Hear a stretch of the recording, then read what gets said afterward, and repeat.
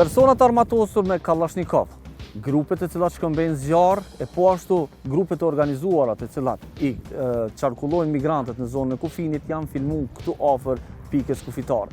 Materialet ekskluzive të cilat i kemi transmetuar gjatë këtij emisioni janë filmuar diku midis vitit 2022 dhe vitit 2023, ndërsa saktësia e tyre pritet të evidentohet pas ekzaminimeve shtesë të cilat duhet me i bë prokuroria e shtetit. Prej asaj që kemi kuptuar, shikues të nderuar, refugjatët të cilët vijnë nga zonat e krizës, kryesisht nga Siria, Afganistani, por edhe nga Palestina, kalojnë në dy rrugët ilegale të cilat ndodhen këtu afër pikës kufitare të Vërmicës.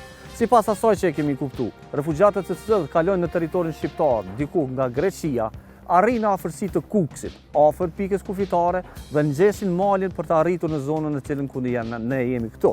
Pra, në anën e djathtë timën ndodhet rruga, e cila është rrugë malore, në të cilën refugjatët mund me kalu pa asnjë pengesë duke ecur në kom. Kur po flas pa asnjë pengesë, po flas për situatat kur policia nuk është duke patrulluar zonën apo nuk ka pajisje të vendosura në këtë zonë. Refugjatët, sipas asaj që kemi kuptuar deri tash, mrrin deri në këtë zonë dhe pastaj këtu afër autostradës transportohen duke përdorur taksi apo mjetet e tjera që janë kombit për në qarkulluar në zonat e tjera. Një rrugë tjetër, shikues të nderuar, ndodhet në anën tjetër të autostradës Skaj Liçeni të Vërmicës, ku në rastet kur zona është thjesht, kur liçeni është i tharë, atje krijohet një rrugë tjetër në të cilën refugjatët mund me kalu në kom në këtë punë.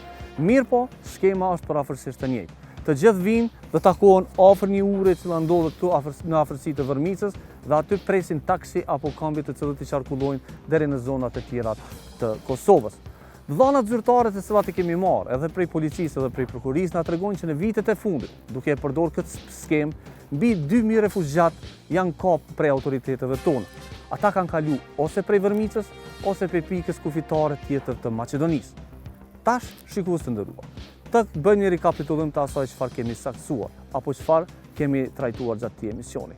Provat na kanë treguar që zona është mbikëqyrë prej shtetasve të cilët janë pjesëtar, shtetasve sirian apo shtetasve të komsive të tjera, jo shqiptare, të cilat janë pjesë të krimit të organizuar, i cili operon në linjat e trafikimit ndërkombëtar të migrantëve.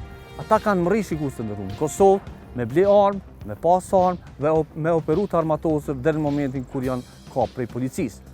Një pjesë e tyre tashmë janë burg, ndërsa një pjesë tjetër janë arrestisë prej vendit të ngjarjes.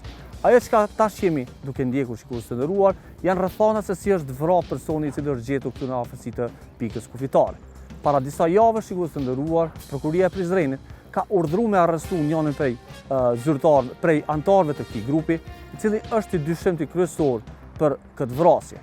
Ajo çka prokuria e Prizrenit është duke bërë tani, është duke hetu këtë vrasje për me mri me zbarë rrethanat e vrasjes.